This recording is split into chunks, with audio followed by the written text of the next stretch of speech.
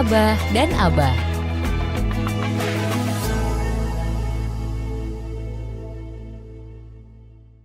Bismillahirrahmanirrahim. Assalamualaikum warahmatullahi wabarakatuh. Alhamdulillahirabbil alamin.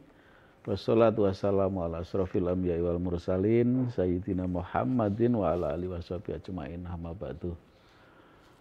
Sobat Vok dimanapun Anda berada, alhamdulillah pada kesempatan yang berbahagia ini kita kembali hadir di tengah-tengah ruang dengar Sobat Vok sekalian ya, tentunya di Vok Radio Jogja, Abah Ali dan Abah Jatmiko. Masih suasana Ramadan, Sobat Vok.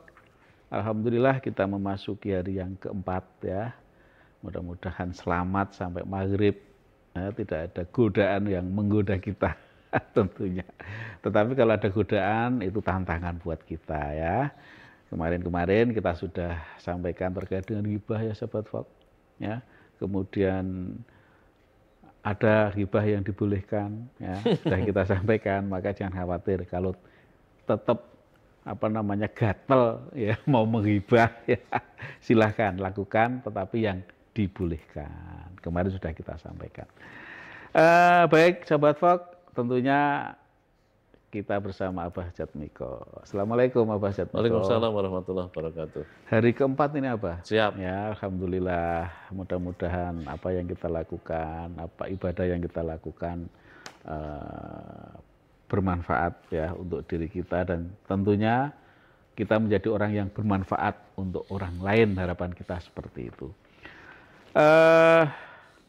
Abah. Ya. Ada pertanyaan lagi nih Abah. Salah satu, karena memang kita masih membicarakan hal-hal yang dilarang ya, khususnya yang membatalkan pahala puasa ya, supaya pahala kita tidak batal, maka kita coba menghindari larangan-larangan di bulan puasa ini tentunya yang harus tidak kita lakukan ya. Kenapa ya Abah Jatmiko mengadu domba dilarang? Nah, ataupun mengadu domba itu bisa membatalkan pahala puasa. Ya, karena biasanya asik begini, loh mengadu domba itu. Bah. Ya. Begini, Bah. Sebetulnya begini. Ghibah dilarang. Apa bedanya hibah dengan adu domba? Nggak ada, Bah. Ya? Sama-sama sebetulnya, ya kan? Karena dengan hibah itu pada karo mengadu domba ya, akhirnya. Ya kan? Tapi kan perlu kita ulas ya, adu domba itu yang seperti apa kan gitu. Kalau adu domba kan lebih besar daripada hibah. Kenapa hibah dilarang? Ya karena nanti akhirnya adu domba. Iya. Kenapa adu domba dilarang? Ya karena nanti akhirnya memutuskan silaturahmi. Kenapa akhirnya memutuskan silaturahmi? Diurut aja terus. Ya karena nanti akan saling membenci. Kenapa saling membenci dilarang? Ya nanti akan saling marah, saling emosi. Kenapa saling marah dan emosi dibenci? Nanti kan akan saling berkelahi. Kenapa berkelahi dibenci? Karena nanti akan saling membunuh. Udah selesai. Jadi begini, prinsip Islam itu pokok dosa itu namanya dosa besar, ya kan, Mbah? Ya. Nah, namanya dosa besar kan banyak sekali. Ada syirik, ada membunuh orang, gitu, Mbah, dan lain sebagainya. Tapi sebetulnya rentetan urutannya kan dari dosa kecil, Mbah. Ya karena wa ma arsalnaka illa rahmatan lil alamin, gitu. Tidak diutus engkau itu kecuali untuk rahmat bagi sekalian alam ini. Karena kalau dosa-dosa besar dilakukan, mencuri, zina, dan lain sebagainya kan, ya dunia hancur, Pak.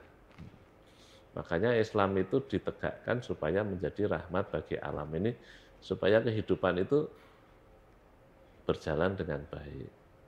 Nah, sama toh, Bah, ujungnya itu bunuh-membunuh kan, gitu loh. Nah, sekarang rentetannya setelah hibah, Abah tadi mengatakan, kenapa adu domba dilarang? Lah iya, karena kalau hibah itu membesar, ya, akhirnya arahnya ke sana kan. Nah, kata Nabi la yadkhulul jannah namamun. Jelas tidak masuk surga orang yang senang orang lain berkelahi. Ya kan, Bah? Betul. Yo jelas nggak masuk surga. Berarti kan orang itu ya memang hatinya kotor tuh, Bah. Nah, kata Nabi kan malam yada, barang siapa yang tidak bisa meninggalkan perkataan keji dan mungkar dan perbuatan yang sia-sia, kata Nabi kan Allah tidak lagi melihat puasanya, Allah tidak lagi berhajat terhadap puasa. Mau puasa terserah, enggak terserah. Karena memang ya sudah enggak ada intinya, enggak ada rahmat bagi alam ini. Nah, makanya termasuk adu domba itu betul-betul difokuskan di sini. Kata Nabi, anna Rasulullah sallallahu alaihi wasallam marra biqabraini faqala. Ketika Nabi melewati 2 kuburan, kata Nabi. Nabi itu mengatakan 2 penghuni kubur ini baru disiksa. Tapi keduanya disiksa bukan karena dosa besar, bukan karena membunuh, bukan karena zina, bukan karena riba dan lain sebagainya. Kenapa ya Nabi? 2 orang ini disiksa karena yang seorang seneng banget kalau orang lain bermusuhan. Nah, jadi hati-hati, sesungguhnya kalau kita itu senang orang lain bermusuhan atau kita senang mengadu domba dan lain sebagainya, maka kata Nabi, siksa kuburmu luar biasa. Karena nanti orang-orang itu akan disiksa kuburnya karena apa? An-namimah, karena adu domba. Itu baru dikubur ya. Ala unabbiukum mad'atmah. Adah. Tahukah kalian apa itu al-adah? Kata Nabi, yaitu adu domba, menyebarkan perkataan yang buruk di antara manusia. Nah, sekarang ini adu domba itu sudah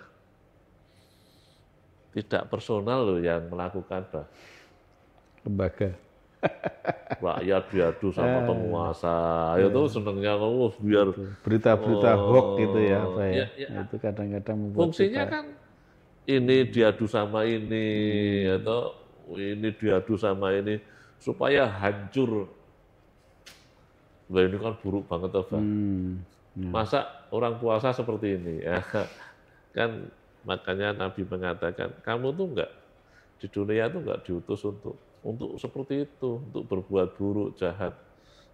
Ya ngapain kamu puasa, ngapain kamu sholat.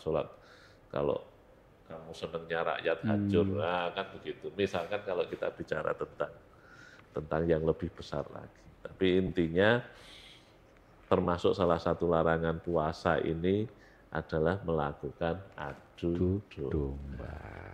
Oke. Terima kasih ya Pak Jarmiko, Sobat Fox. Sekali lagi adu domba. Ada lagunya loh itu ya. Adu domba. Ada itu lagunya ciptaan Haji Romai Rama kalau nggak salah. Maka ternyata ya luar biasa. Ya itu diawali dari tadi hibah ya. Nah, hibah sana hibah, ngomongkan kejelekan orang ya di depan temennya atau di depan sahabatnya, itu otomatis membuat dia kan jadi penasaran ya, entah kejelekannya itu terbukti atau enggak ya, itu akan memberikan peluang untuk diadu antar keduanya. Maka itu ternyata sangat membahayakan dan ini juga akan menghilangkan pahala kita kalau kita lagi berpuasa. Baik Sobat Fox, mudah-mudahan bermanfaat. Sekali lagi selamat menjalankan ibadah puasa dan selamat menanti berbuka puasa di hari ini. Kurang lebihnya mohon maaf. Billahi taufiq wal hidayah. Assalamualaikum warahmatullahi wabarakatuh. Waalaikumsalam.